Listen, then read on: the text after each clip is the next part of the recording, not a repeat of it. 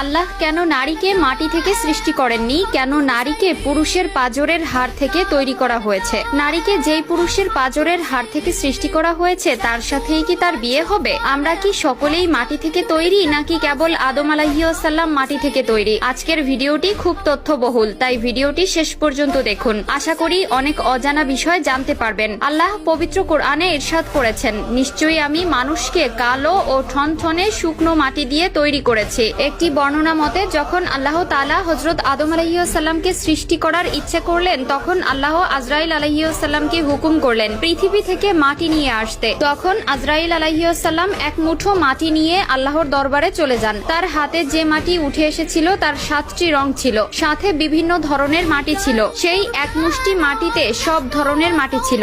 এরপর আদম আলাইহিসসালামকে সৃষ্টি করার পরে তার পাঁজরের হাড় থেকে এক মহিলাকে সৃষ্টি করেন, যিনি হলেন বিবি হাওয়া আলাইহিস